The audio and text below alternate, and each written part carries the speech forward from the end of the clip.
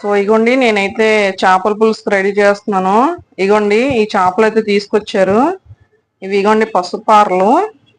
So ఇవి పులుసు ఎలా చేయాలో చూపిస్తాను. ఫస్ట్ అయితే క్లీన్ చేసుకోవడం చూడండి ఎలా చేస్తానో. ఇగోండి ఇలా ఈ సైడ్స్ అయితే తీసుకోవాలి.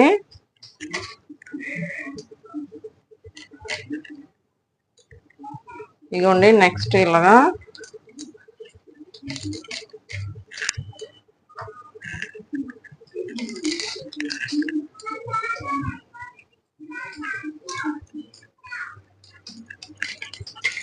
ఇంకొన్ని చూసారా ఫిష్ అయితే ఇలా క్లీన్ చేసుకోవాలి.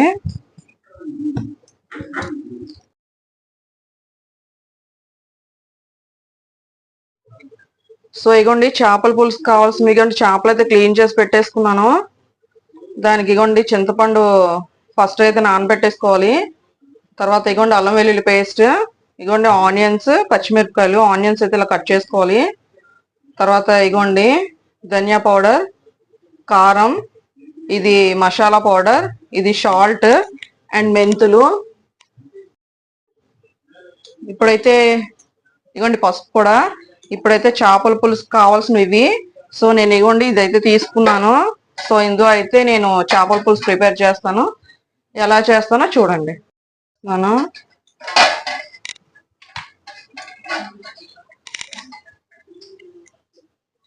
ఇగోండి ఆయిల్ అయితే వేస్తున్నాను. ఆయిల్ అయితే పడుతుంది. నాన్ వెజ్ కి చెప్పాను కదా, అందులో ఈ చేపల పులుసు కూడా పడుతుంది. సో ఇవైతే ఒక 6 స్పూన్స్ వరకు పడుతుంది. ఇగోండి సో ఆయిల్ అయితే బాగా హీట్ అవ్వాలి. అయితే హీట్ అయిపోయింది. సో నేను ఫస్ట్ అయితే మెంతులు వేసుకుంటున్నాను. ఇగోండి మెంతులు వేసేసుకున్నాను. తర్వాత ఇగోండి ఉల్లిపాయలు, పచ్చిమిర్చి కూడా వేస్తున్నా.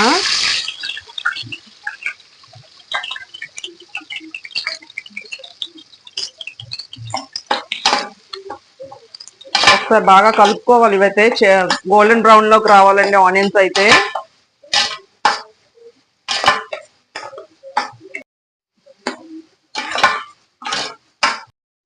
ఇగోండి పసుపు అయితే వేస్తున్నా.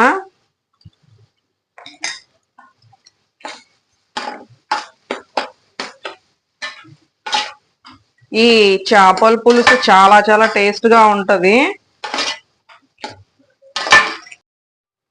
సో ఇప్పుడు ఇగోండి అల్లం వెల్లుల్లి పేస్ట్. నేనైతే ఇగోండి స్మాల్ స్పూన్ తోనే ఒక 2 స్పూన్స్ అయితే వేస్తాను.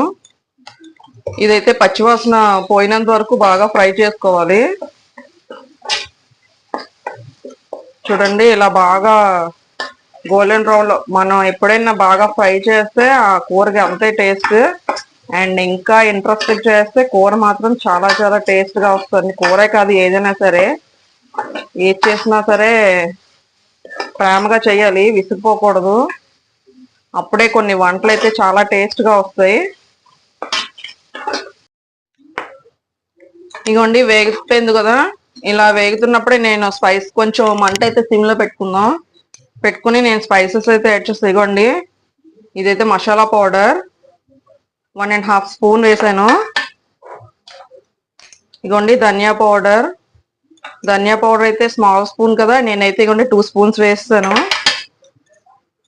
తర్వాత ఇగోండి పచ్చిమిరపకాయలు వేసుకున్నాం కాబట్టి చిల్లీ పౌడర్ అయితే నేను ఇగోండి స్పూన్ తో 2.5 స్పూన్స్ వేసుకుంటున్నాను. కారం కొంచెం ఎక్కువే కావాలి కాబట్టి ఇగోండి 2.5 స్పూన్. తర్వాత ఇగోండి దానికి సరిపోయినట్టు సాల్ట్ కూడా. ఇగోండి నేను 2.5 వేసుకున్నాను. ఒకవేళ సరిపోకపోతే మళ్ళీ వేసుకుందాం. సో ఇగోండి యాడ్ చేశాను కదా, ఇది బాగా కలుపుకోవాలి.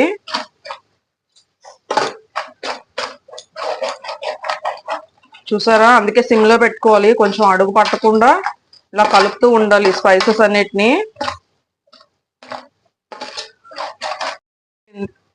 సో ఇగోండి మసాలా అంతా ఫ్రై అయిపోయింది. సో నేను ఇగోండి ఫిష్ అయితే వేసేసుకుంటున్నాను. ఇలా ఒక్కొక్కటిగా వేసుకోవాలి.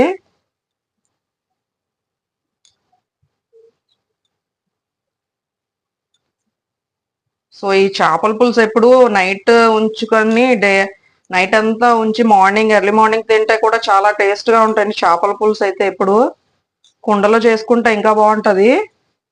నేను మీకు నెక్స్ట్ టైం ఆ కుండలో ఎలా చేయాలో చూపిస్తాను.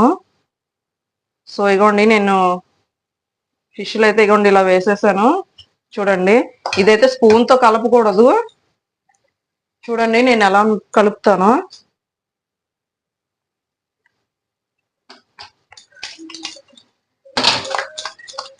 ఇగోండి ఇలా కలుపుకోవాలి. స్పూన్ అయితే పెట్టద్దు. అప్పుడే చేపలన్నీ ఇలా తిరగేయాలి. చూడండి ఇలా ఇలా ఒక్క 1 మినిట్ ఉంచాలి. ఈలోగా నేను పులుసుకి రెడీ చేసుకుంటాను. సరే, వర్షం ఇన్ని రోజులకి అనుకున్నది నెరవేరిపోయింది. మా చేపల పులుసుకి ఈ వర్షంకి బాగా సూట్ అయిపోయింది. మంచి వర్షం పడుతుంది. ఇదిగోండి 5 మినిట్స్ ఉంచాం కదా. ఇదిగోండి ఫిష్ అంతా చూసారా ఎంత బాగా ఫ్రై అయిందో మసాలాతో పాటు. ఇప్పుడైతే నేను ఇదిగోండి చింతపండు పులుసు అయితే వేసేసుకుంటున్నాను.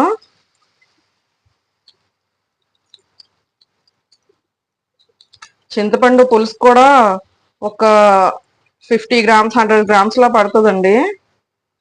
పులుసు కావాలి కాబట్టి పడుతుంది.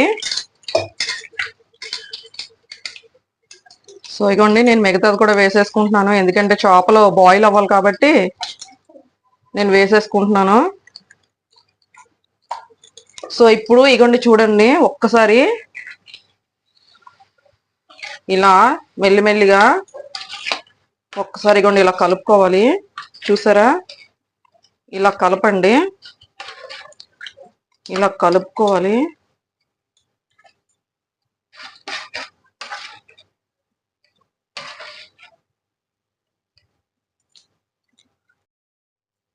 సో ఇక పులుసు వేసేసుకున్నాం కదా. ఇప్పుడైతే ఇందాక సిమ్ లో పెట్టుకున్నాం కదా. ఇప్పుడైతే నేను ఫాస్ట్ లో పెట్టుకున్నాను. ఇది ఒక్క బాయిల్ అయినంత వరకు మళ్ళీ సిమ్ లోనే పెట్టి బాయిల్ చేసుకోవాలి. ఇగోండి బాయిల్ అయినంత వరకు నేను క్యాప్ పెట్టుకుంటున్నాను. సో ఇగోండి చేపలు పులుసు అయితే చూద్దాం. అబ్బా మరుగుతుంది. ఇగోండి అసలు గరిట పెట్టి కలపద్దు. నేను ఒట్టి పులుసు చూస్తున్నాను. చూసారా ఇలా ఇంకా అవ్వాలి. సో ఇప్పుడైతే ఇది కొంచెం సిమ్ లో పెట్టుకుందాం. ఇంకా బాయిల్ అవ్వాలి అది. సో ఇగోండి మళ్ళీ తీస్తున్నాను. ఒకసారి సాల్ట్ అయితే చెక్ చేసుకుందాం సరిపోయింది లేదో అని.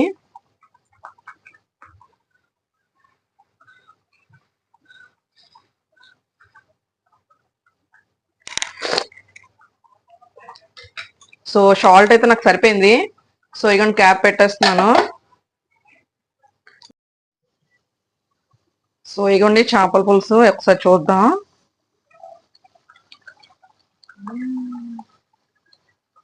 సో ఇగోండి ఆయిల్ అంతా తేలిపోయింది కదా. చేపల పులుసు అయితే రెడీ అయిపోయింది.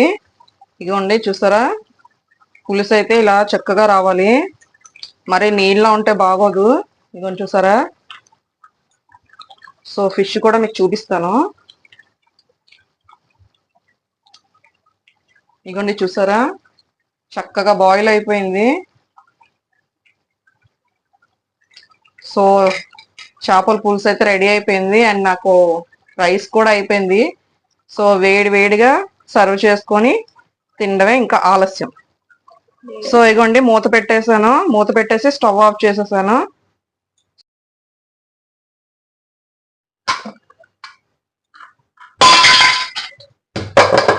సో ఇగోండి సర్వింగ్ అయితే తీసుకుంటున్నా నేను. ఇలా వేడి వేడి రైస్ తీసుకుని ఇగోండి ఇలా తీసుకున్నాను.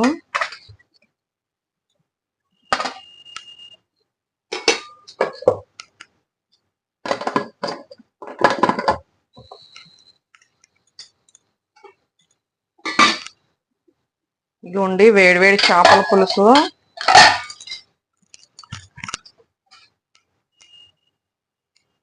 ఇగోండి చూసారా, ఇలా జస్ట్ పక్క నుంచి కలుపుకోవాలి. సో ఇగోండి అన్నం మీద వేస్తున్నాను. సో ఇలా పులుసు అయితే వేసుకుని ఫిష్ అయితే తీసుకుంటున్నాను.